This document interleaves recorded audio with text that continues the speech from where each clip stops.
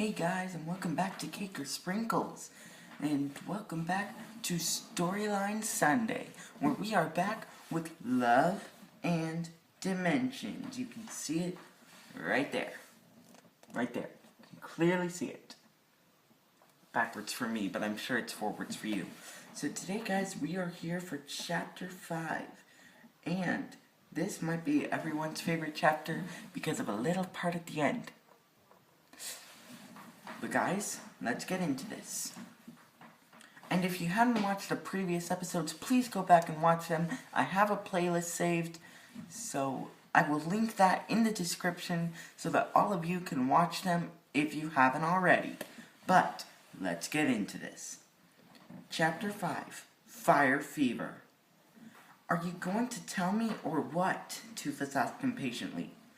I'm stuck on what right now, honestly, as in what words to use. However, I will tell you. Okay, so not long after I was spawned in this world, my parents found out that something was wrong with me. It happened after they kept me near a campfire during sailing week, and they noticed what you did, that my arm was turning brown. They thought it was just my cake essence, but Dad and Mom weren't turning brown. So they took me to the infirmary, and after a careful investigation, they figured out what was wrong. I was spawned with a disease that makes my skin sensitive to the heat, which my doctors called fire fever.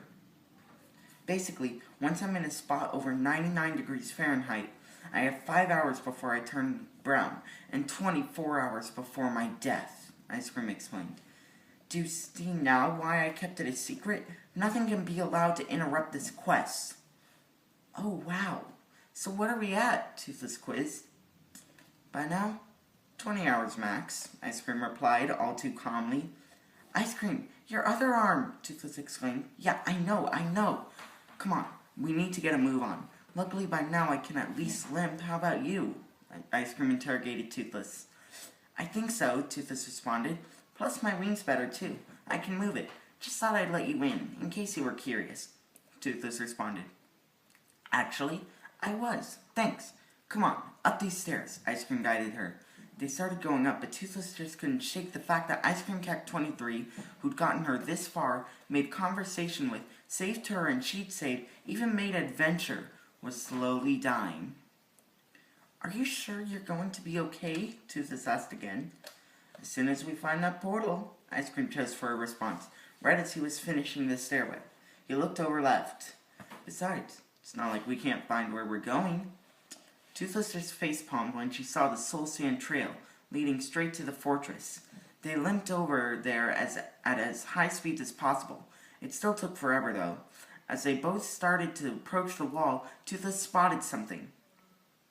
Ice Cream, what's that? Toothless asked while pointing up at the bridge. It saw them too. Then it started coming down, like a fiery chandelier with a head in the middle, and it looked like it was on fire. It's a blaze! Duck! Ice Cream yelled. It fired the fireballs, and Toothless and Ice Cream managed to roll out of the way in the nick of time. Then Ice Cream pulled out his sword and ran towards the mob. He was sprinting, and he was moving like he had swiftness put on him. Unfortunately, that speed was too fast, as he tripped right in front of the mob, leaving him vulnerable. Oh, Sprinkles, Ice Cream exclaimed. Then he stared at a surprising sight. Toothless leapt right above his head and swung her pick at the blaze. And boy, was it ticked off by that. It took no time to release the fireballs. Right at Toothless, Ice Cream ran in and pushed her out of the way, taking the fireballs to himself. Ice Cream! Toothless screamed. Toothless, trade weapons! Ice Cream offered, still on fire.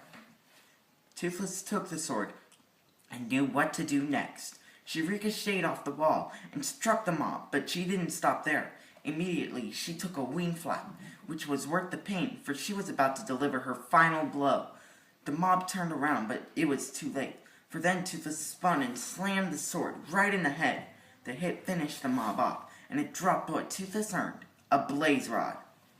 Ice Cream, are you okay? Toothless quizzed, worried. Physically, no, not at all. Otherwise, I'm better than okay. That was amazing. I couldn't have done that myself, current state or not, Ice Cream replied enthusiastically. Is it just because I have wings? Toothless remarked.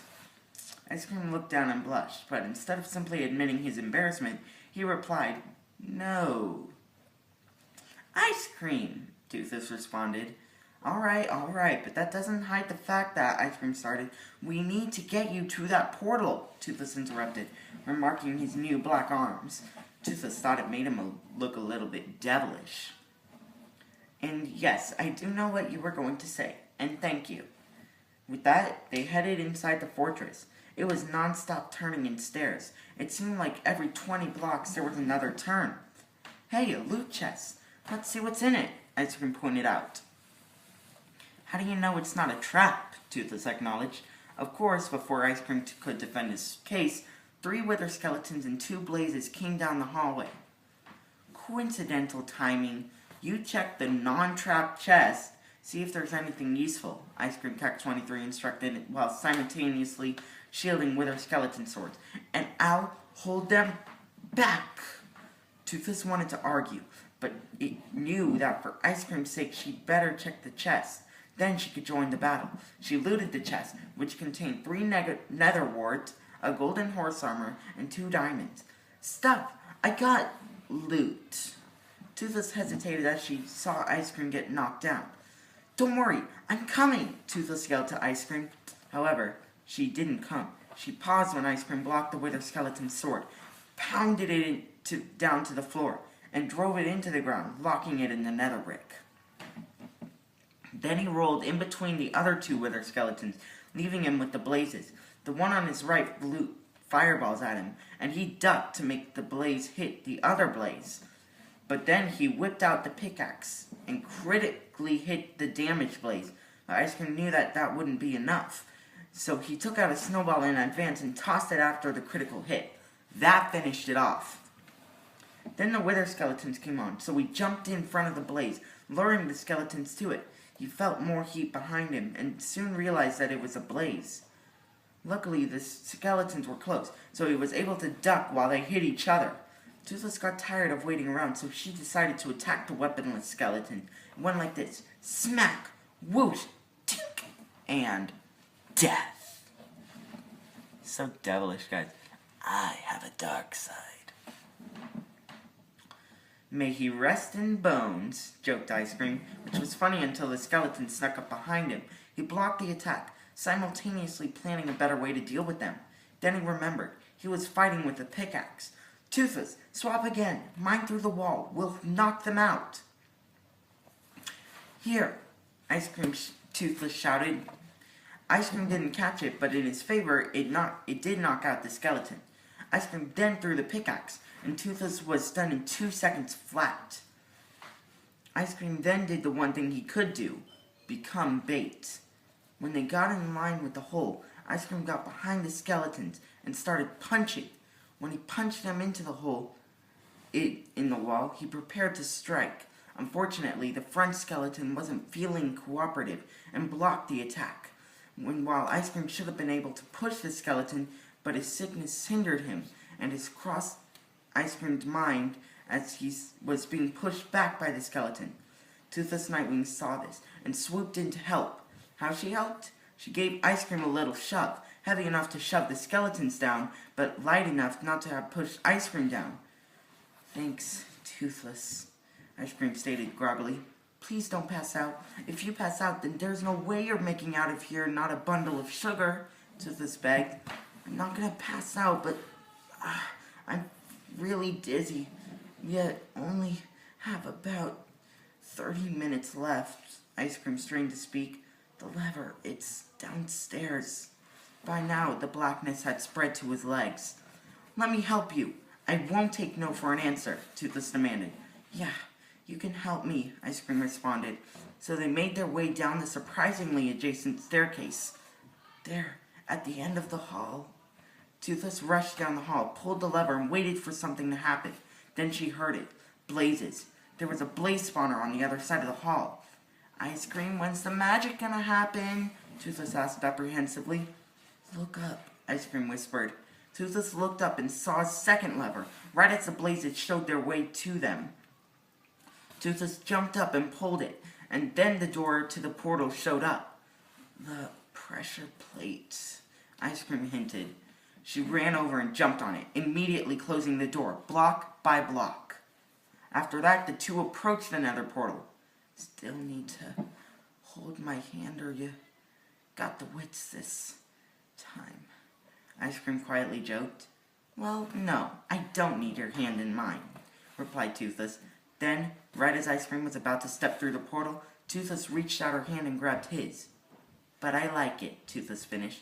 Ice Cream flashed her a smile as best he could, which was admirable enough to Toothless. The sound of blazes drove them back into reality.